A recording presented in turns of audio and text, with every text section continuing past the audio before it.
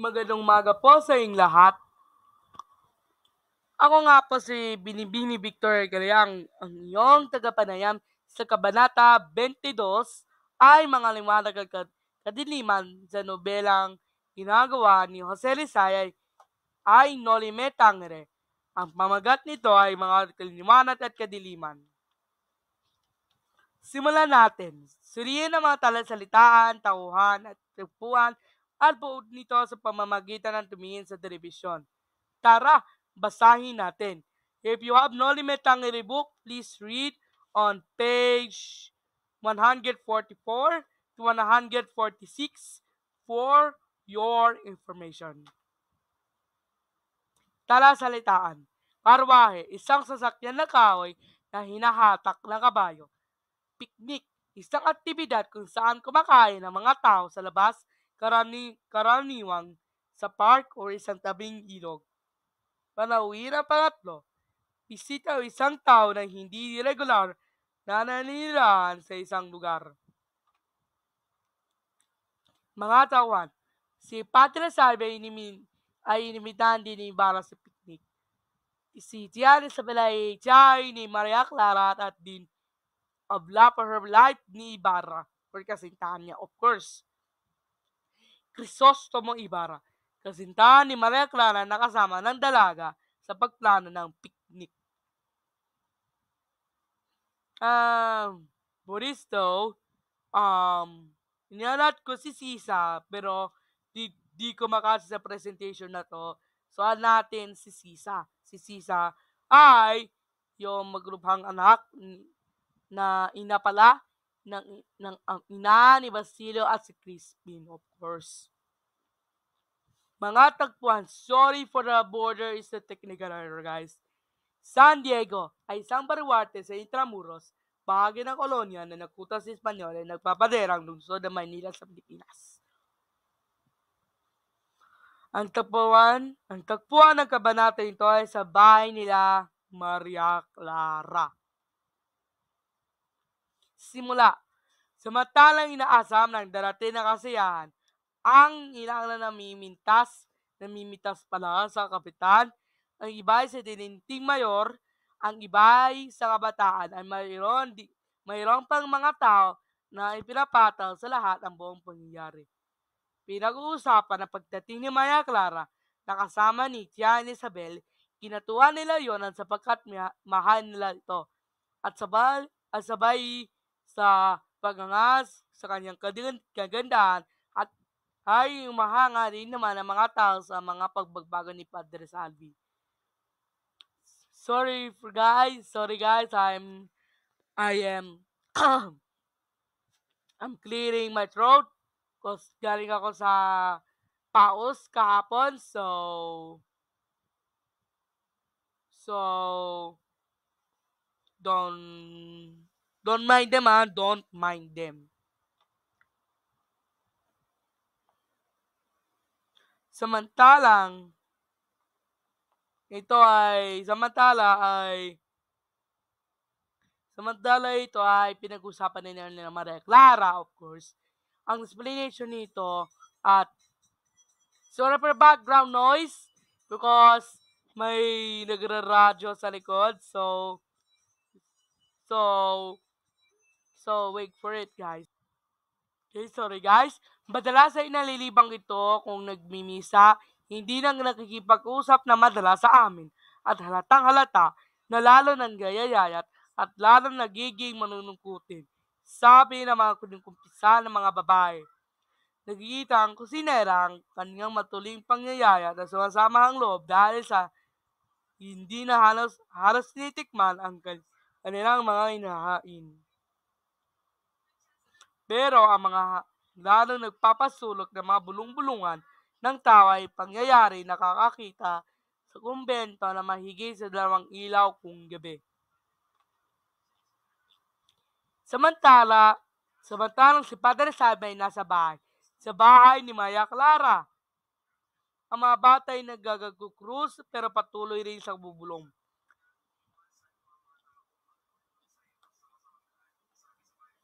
Si Juan Crisostomo Ibarra ay tumilegrama, buhat sa kabisera ng probinsya, bumati kay Tia Isabel at sa pamangkin nito. Pero hindi sinasabing dahilan ng pag-alis niya. Marami ang nag-aakalang siya nakabilanggo dahil sa ginawa kay Padre Salvi na kinahapunan ng araw ng mga patay. Pero ang mga haka-haka ay nag-iibayo.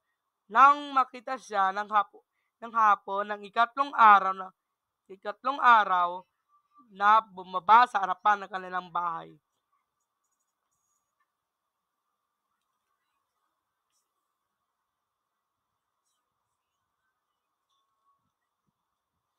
Tungkol kay Sisa sa mga anak nito ay walang namang tumitindi. Kung pupunta tayo ngayon sa bahay ni Maya Clara, isang magagandang pugad na niligid ng mga punong suha at ilang-ilang, ay aabutan pa natin ang magkasintahan na nakadungaw sa isang bintanang tanaw ng ang dagat. Ang nagbibigay lilim doon ay mga bulaklak, ang mga punong gumagapang na nagkakalat ng bango na nagagsisikapik sa mga kabayan ng mga kawad. If you're having a good time, please like and subscribe and click this notification bell so you can see uploading videos just like this one. And I'll apologize. Iniulit ko, may lipaos. So, tingin nyo, lalaki boses ko? Hindi nga eh. Ito yung regular voice ko ha. I'm very, very sorry guys because I have sore throat in my neck right now. O diba, English? Gitna.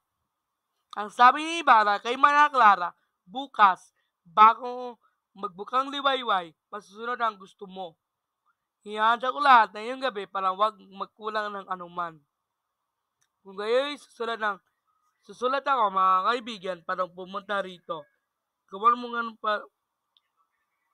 mo ng paraan na hindi makasamang kura. At bakit? Sapagkat tila ay guminangmanan, nakasama sa akin ang kanyang mga matang napapanlaw at malalalim. Natakot ako kapag tinititigan ako. Kapag kinakausap ako, ay may isang boses kung ano-ano ang nagbibigay ang sinasabi sa akin na hindi ka maintindihan ng mga hindi ko maunawaan ang katuturan.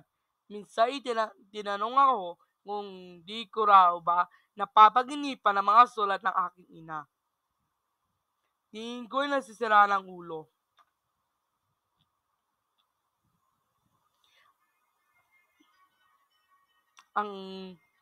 Ang sabi ng aking kaibigan si Sinang at Andeng, ang aking kapatid sa suso, ay medyo baliw-baliw daw sapagkat hindi kumakain, di naliligo at nabubuhay sa dilim. Tiyakin mong hindi mo makasama. Di pwedeng hindi natin aniyayahan. Sagot ni Bala na nag-iisip. Hinihingi yon ng ating kaugalian kung nasa bahay nyo at nagpapakita naman na maganda. Nang tanungin siya ng agad tungkol sa bagay na sinabi ko na sa inyo, ay pinuri ako ng husto at hindi kumontara. Pero napapansin kong tila sumasama ang loob mo. Bayaan mo hindi mo siya makakasama sa atin sa bangka. Nakarinig sila na mahinang yabag. Ang kura pala ay lumalapit sa kanila. May pilit ng ngiti sa lapi. Maginaw ang hangin ng hangin, ang sabi nito. Kapag nakasagad na may isang sipon, ay hindi na aalis hanggang sa hindi dumarating ang init. Hindi pa kayo natatakot na masipon? Ang boses na ay nanginginig ay nakatingin siya sa malayo. Hindi tinitignan ang mga kaharap.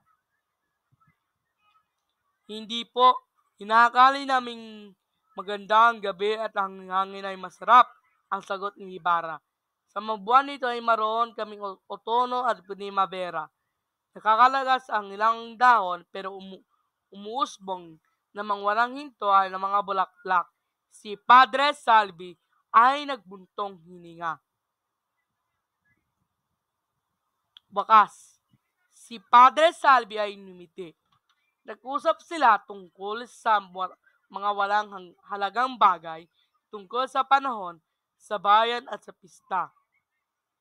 Mahirap tanggihan na anyaya. Tinatanggap ko para patunayan,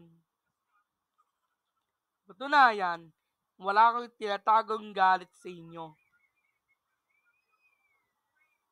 Pero, tatanghali na at ako ng dating. May mga gawain lang ako dapat tapusin. Mapalad kayo mga malaya, lubos na malaya. If you haven't this a good time, please like and subscribe and click this notification bell so you can see uploading videos just like this one. Malapit na tayo matapos, of course. Makaraan ng ilang sandali ay nagpaalam si Ibarra para pista sa kinabukasan. Madilim na ang gabi. Sa daanan may lumapit na magalang siyang binati. Sino kayo? Ang tanong ni Ibarra.